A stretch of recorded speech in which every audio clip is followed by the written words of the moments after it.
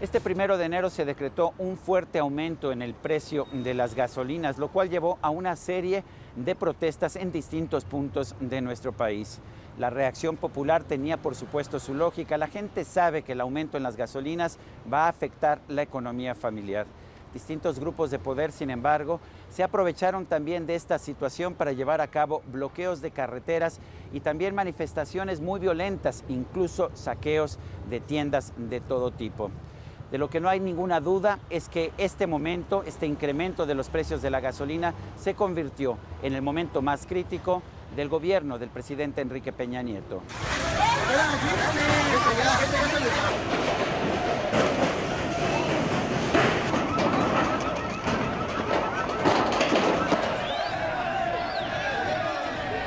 El aumento en los precios de la gasolina se veía venir de tiempo atrás. A lo largo del 2016 se produjo un incremento de 69% en el precio del petróleo mexicano de exportación. Además, el peso se desplomó frente al dólar, particularmente a raíz del triunfo de Donald Trump en las elecciones presidenciales de los Estados Unidos. Las autoridades mexicanas no pudieron hacer ajustes graduales en el precio de la gasolina a lo largo de 2016 porque había un acuerdo para mantener una banda de flotación que tenía como mínimo un precio de 13 pesos con 16 centavos para la gasolina magna y un máximo de 13 pesos con 98 centavos. Durante buena parte del 2016 el precio de la gasolina en México se encontraba en un nivel realista, pero a partir de agosto se quedó rezagado ante el aumento del crudo y la depreciación del peso. Cuando por ley debían liberarse las gasolinas, el aumento fue mucho más fuerte de lo que habría sido en caso de que se hubieran hecho los ajustes de manera gradual a lo largo del 2016.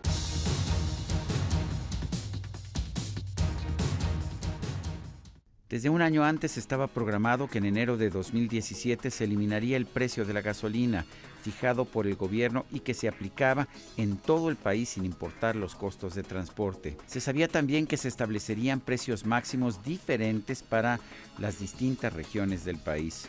Solo que lo que pareció en un principio que sería una medida que llevaría a una baja en los precios de la gasolina, se convirtió en cambio en una de las alzas más fuertes de la historia. Los aumentos fueron de 14 hasta 24%, dependiendo del lugar. Al desaparecer el precio único, se multiplicaron los precios en 90 regiones en nuestro país. Los mexicanos, acostumbrados por décadas a que un burócrata fijara el precio del combustible para todo México, tuvimos que enfrentarnos ahora a una amplia y confusa variedad de precios. Los expendios de gasolina tienen ahora la posibilidad de dar descuentos, pero hasta el momento casi ninguno lo ha hecho.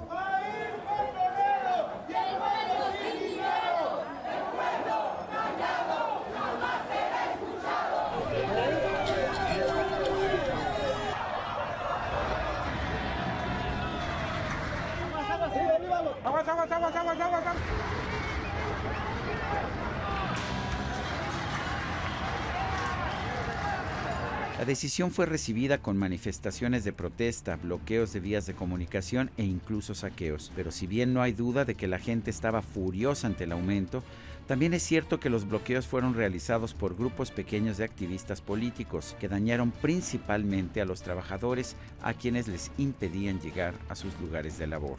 La mayor parte del precio de la gasolina corresponde al precio del petróleo crudo o la molécula, como le llaman los especialistas en esta materia. Estamos hablando de más de la mitad, 8 pesos con 20 centavos de cada 16 pesos por litro de gasolina. Otro elemento muy importante, el segundo más importante, es el impuesto.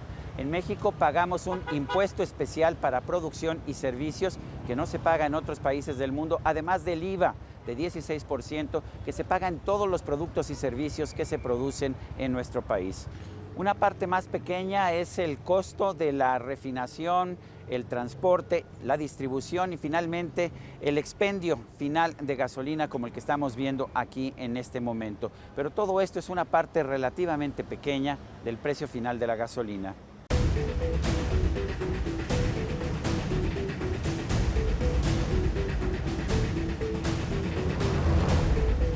La mitad de lo que pagamos en un litro de gasolina es el costo del petróleo crudo.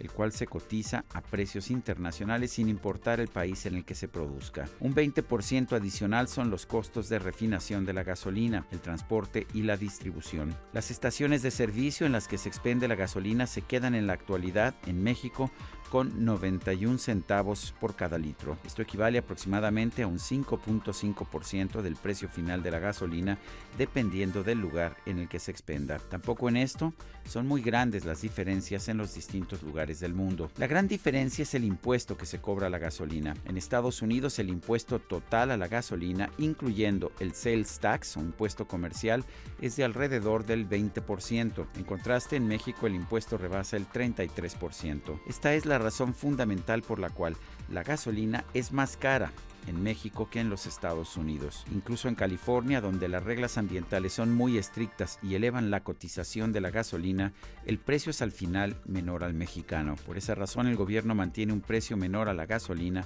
en las regiones de la frontera norte de nuestro país.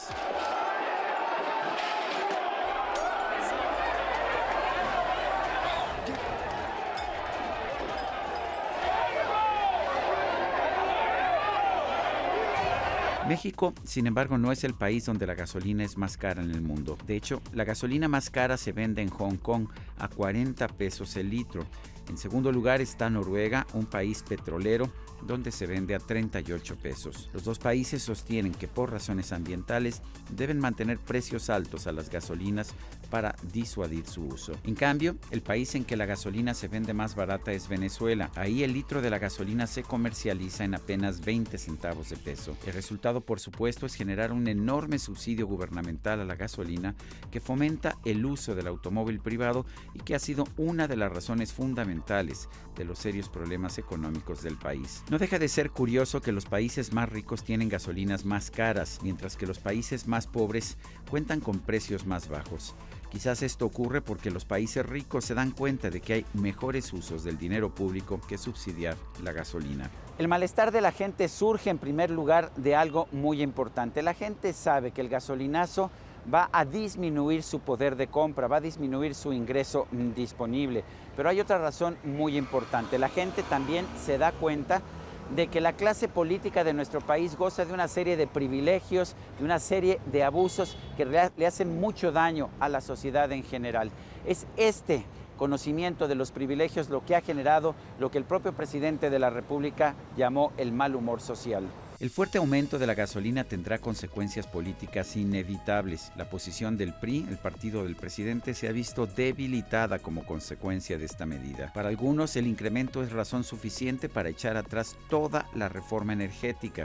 Pero esto, a mi juicio, sería un error. La reforma energética no hace otra cosa que abrir la industria petrolera y de electricidad a la inversión privada. El resultado debe ser una mayor producción de energía, lo cual nos favorece al final a los mexicanos y debe darnos precios más bajos. El aumento en el precio es en buena medida consecuencia de un incremento significativo en los precios del petróleo en los últimos meses. Los políticos siempre nos acostumbraron a pensar que los aumentos del crudo eran beneficiosos para México y para los mexicanos, pero esto era porque no sufríamos en carne propia estos aumentos.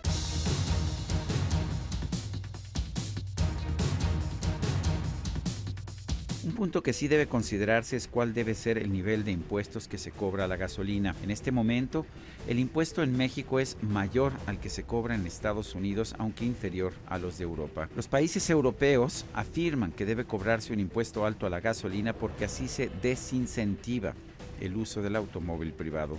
Pero los impuestos altos significan también altos precios en el producto final. Subsidiar la gasolina es una política incorrecta. Significa utilizar el petróleo, un recurso natural no renovable, para privilegiar el uso del automóvil y para apoyar a los grupos más ricos del país. El 70% del subsidio a las gasolinas efectivamente favorece al 30% más próspero de nuestro país. Pero la clase política ya se ha dado cuenta de que hay un costo muy alto también en aumentar los precios de un producto como la gasolina, aunque se afecte fundamentalmente a las clases medias y a los ricos. Hay que reconocerlo, es la clase política.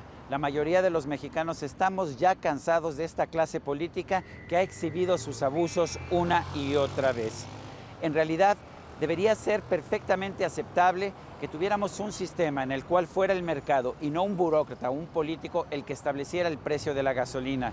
Pero ya ni eso estamos dispuestos a aceptarle a los políticos mexicanos.